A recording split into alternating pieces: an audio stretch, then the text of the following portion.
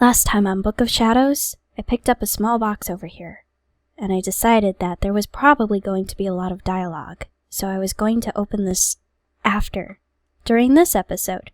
Let's do that now. Bitter, it's bitter.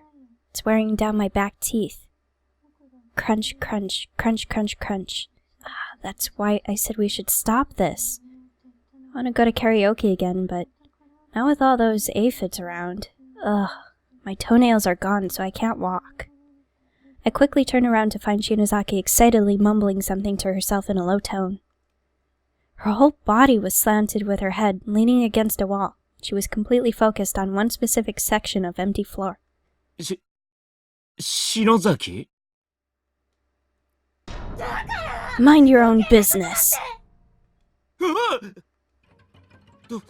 What do you mean? Should I not have taken this chest or something? What's wrong? Shinozaki then began repeatedly banging her head against the wall. The motion was almost rhythmic, as if in time with the ticks of a clock or a metronome. Hey, cut it out. The hell is wrong with you? Always. You always do this. What was it you said? Because we're friends?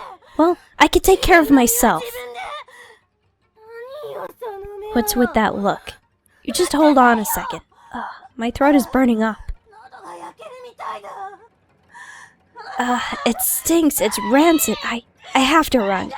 Why would you do this to me? You're my sister. Well, you can die too.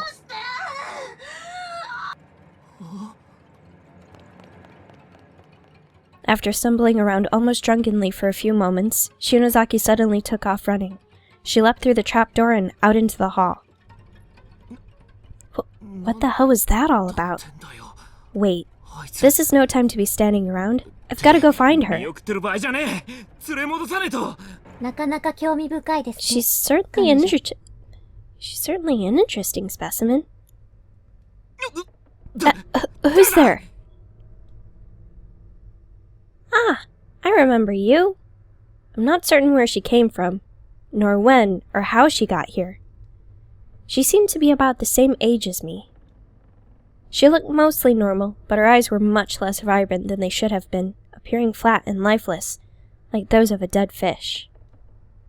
Her name was Naho Saenoki. I guess you could say I'm a medium writer come high school student, or something like that.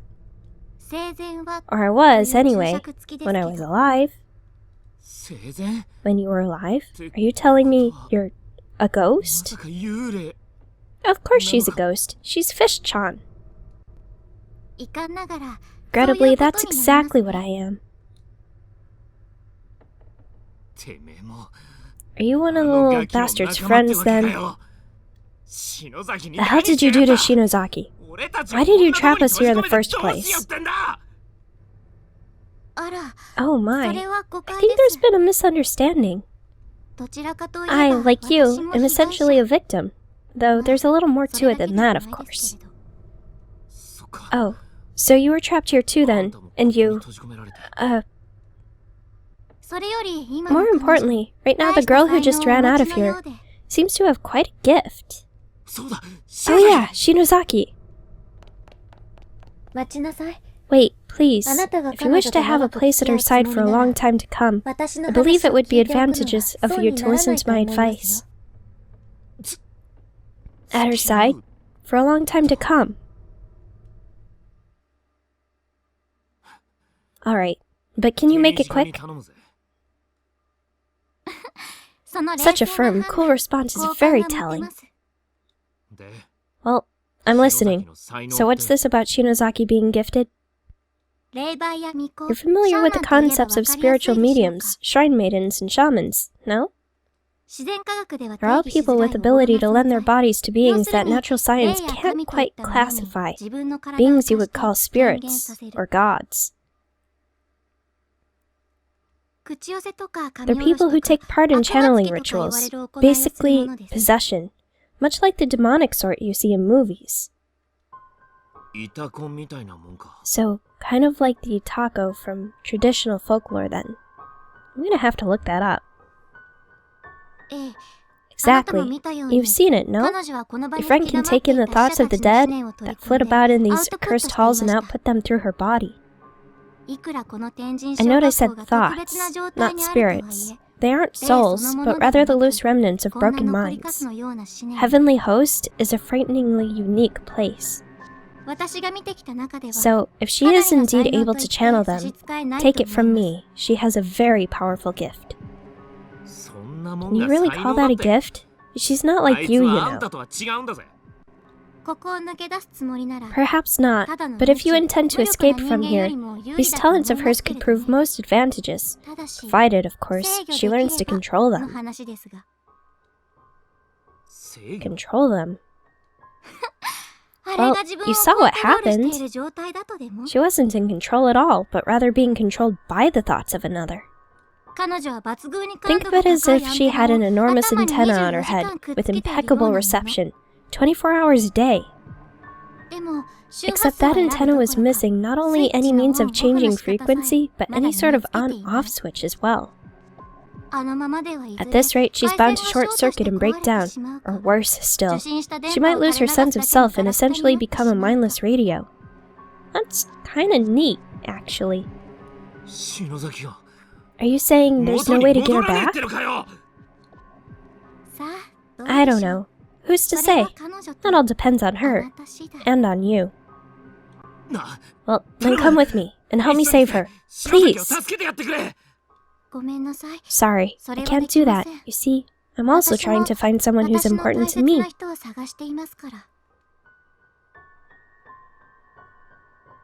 I've done all I can for you.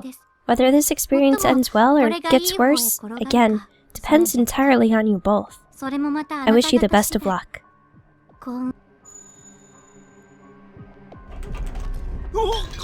Another one? This was the big one. I literally couldn't stand up. I fell to my knees on the floor.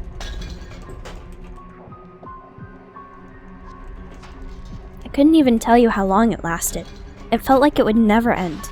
But eventually, little by little, it did subside.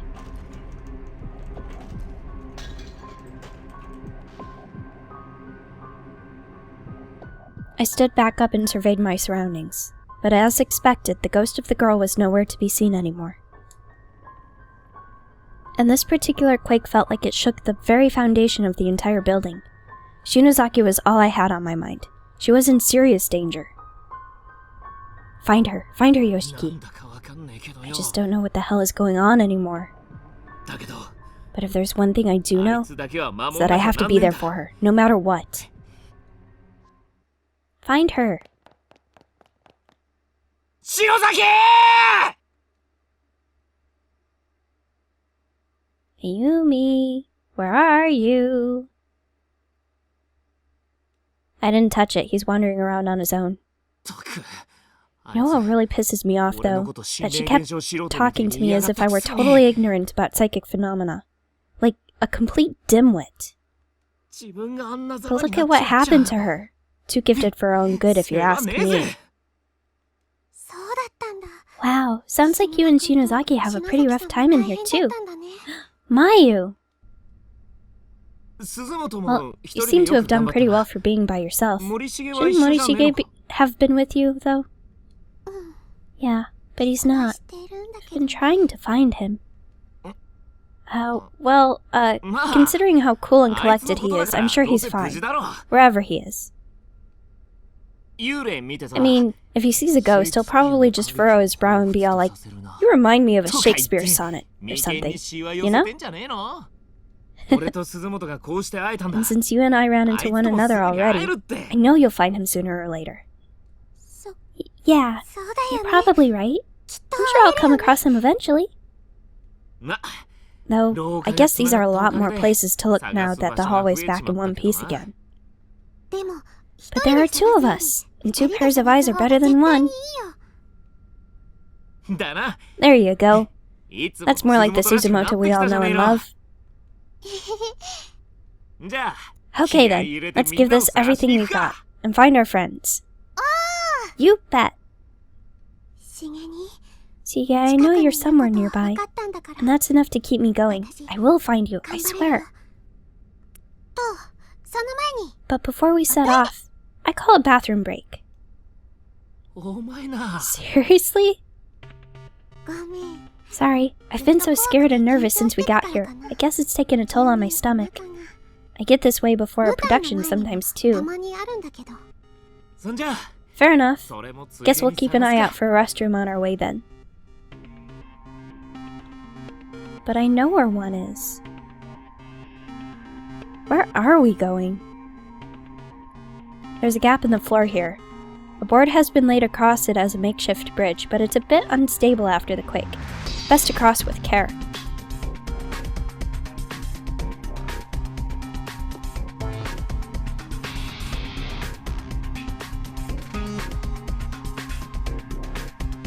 The stairwell is completely packed with desks, making it virtually impassable. Fortunately, that last earthquake seems to have knocked many of them loose. With 2 people working in tandem, it shouldn't take very long to clear a path. What do you do with all these desks, Kishinuma? We could just climb over them with a little effort, but they might all come crashing down if we make one wrong move. Yeah, let's move them all the way out of the way.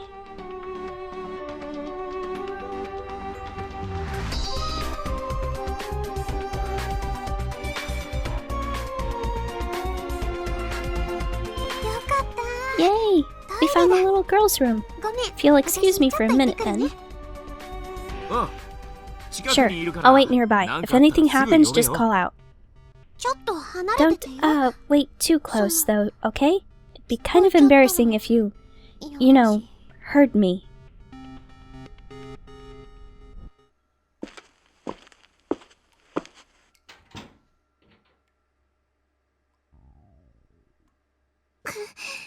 Guess my stomach must be in pretty bad shape.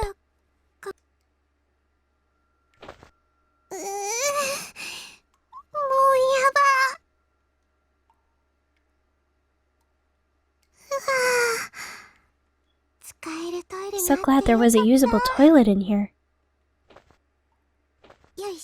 Alright, good to go. What's this? Did I hit my stomach on something? It's all red. When did this happen? And how? Even if I had hit my stomach on something, who ever heard of someone's belly getting bruised? I take a closer look and found myself momentarily breathless. What in the world happened to me? The reddish-purple bruise was like fault lines emanating out in 4 directions, with my belly button serving as the epicenter. It almost looked like a weirdly colored spiderweb attached to my skin. Oh, what's wrong? Nothing. I'll be out in a sec.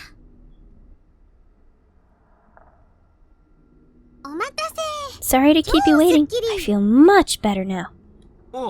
Glad to hear it. Didn't I tell you to keep your distance?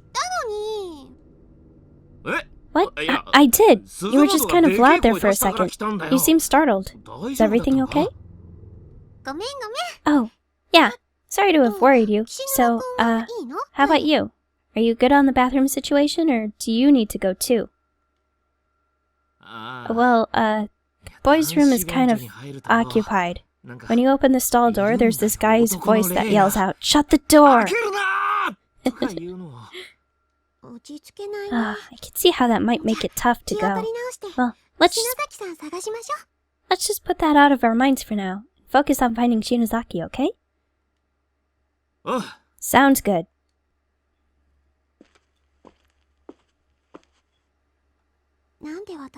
Why am I not saying anything to him about the bruise on my stomach? Is it because I'd be too embarrassed to show it to a boy? No, that's not it. My mind was racing, with worst-case scenarios popping into my head one after another. I kept hoping this was all in my imagination, all nothing but a nightmare. But it sure felt real, and that was the scariest thing of all. Maybe I was sick. Maybe I needed to go to the hospital. I couldn't stand all this uncertainty.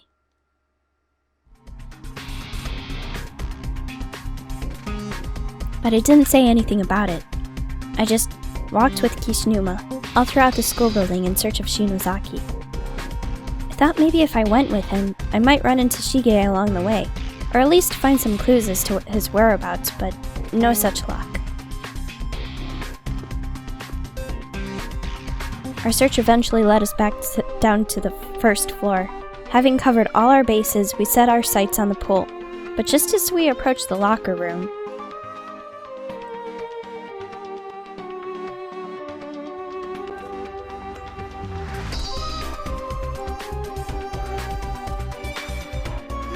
Hey, did you hear that?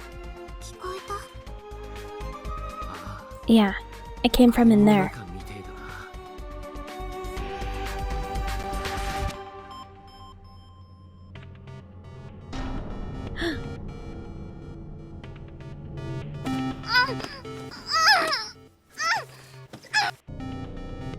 A girl who looked to be around middle school age had been laid flat on the floor. Both her arms were bound and her eyes and mouths were Both her arms were bound and her eyes and mouth were covered with sash-like strips of cloth. She was obviously being held against her will. She was kicking both legs and writhing all around, frantically trying to break loose from her bindings. But it didn't seem likely that she would succeed. Oh God, we have to save her! It was only after saying this that I noticed the bruises on her legs. Those weird marks look an awful lot like the ones on my stomach. Or am I just paranoid? Regardless of what caused them or how they might relate to my own injuries, this girl had markings like rope burns clearly visible on her slender thighs. They were peculiar bruises that looked almost like letters, as if they signified something that was just beyond our ability to decipher. Hey, Earth to Suzumoto. Sorry. Hang in there! I'm gonna loosen those bindings right now. Wait, stop. Take a closer look. This isn't going to be so easy. Kishinuma grabbed my arm to hold me back. I was a bit confused, but did as he suggested, and it didn't take me long to see the problem. The strips of cloth holding this girl to the floor actually seemed to be rolls of gauze. And whoever bound her like this really did a number. The gauze was stretched haphazardly all across the room's furnishings. Several strands of it were then projected upward to the top of the nearest cubby shelf, where they were wrapped around the neck of a plaster bust. And from there, they extended up to the ceiling where they were wrapped tightly around the handle of a bucket suspended in the air. Suspended right above the girl. In other words, if we pulled on the bandages the wrong way or moved any desks, the plaster bust might fall, and if that happened, the bucket would spill right onto her. I wonder what the hell is in there. Maybe it's nothing. But what if it's not? Help!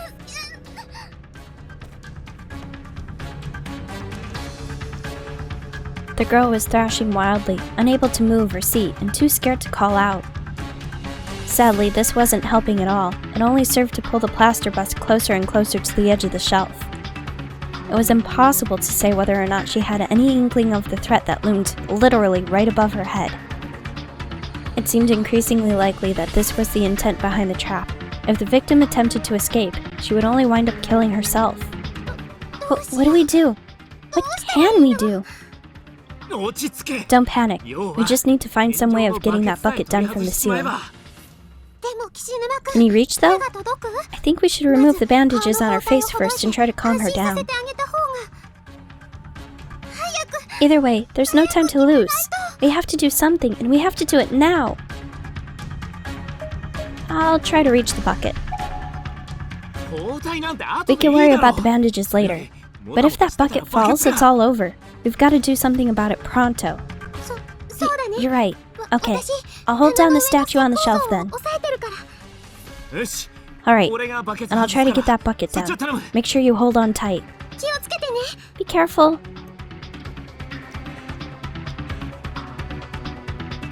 I just barely touched the bottom of it. I can't get anywhere near the handle.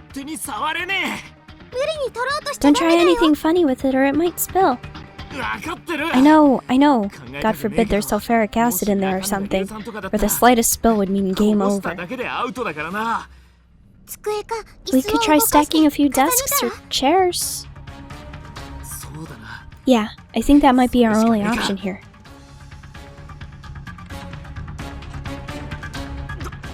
The hell? Every single one is stuck fast to the floor. They won't budge. This brought to mind all the doors and windows that were so firmly frozen in place they might as well have been cement walls. I didn't need convincing. I knew what Kishinuma said was true. Those desks and chairs weren't going anywhere. I had no other choice but to step in. Kishinuma, how about I piggyback on your shoulders on top of one of the desks? But you're wearing a skirt. Now's not the time to worry about that. We need to get this done before the statue falls, right? Got it. What the hell is wrong with this desk? Is the floor buckled or something? Don't worry, Suzumoto, I've got you. Just focus on what you're doing. Okay. I swallowed nervously, then reached my hands over my head, careful not to make any sudden movements. I could reach the bucket's handle just fine, fortunately. Now all that remained was untying it and getting it down without spilling whatever happened to lie within.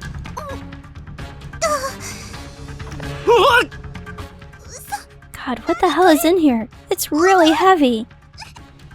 Whatever it was, it definitely wasn't liquid. This was a solid, tangible weight. It almost felt as if the whole thing was filled to the brim with lead. I tried my hardest to maintain balance while adjusting to this unexpected new mass in my hands, but I can't! It was no use. The bucket was slipping loose from my grip, and there was nothing I could do to stop it. Inevitably, my hands gave out, and the bucket was airborne. Someone had coated it in soapy water or oil, making it virtually impossible to hold on to. Whoever set this trap had apparently anticipated this very scenario and planned for it accordingly. We were meant to find this girl. We were meant to try rescuing her, and we were meant to fail miserably. This was all one big joke to someone. The bucket flipped over in midair, raining its contents down onto the unknowing, unsuspecting victim below, directly onto her face.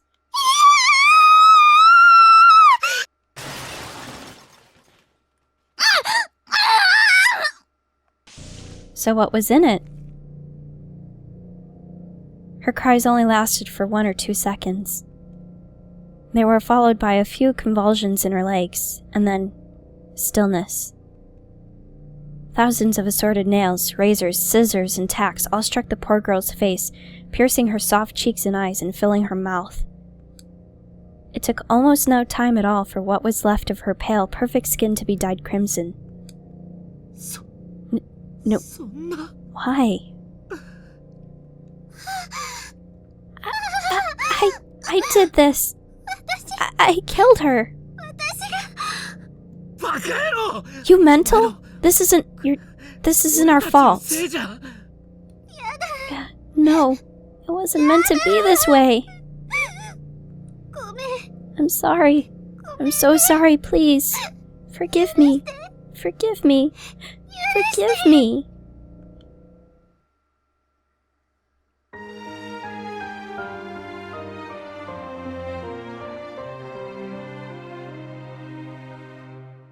Next time, we'll try removing the bandages first.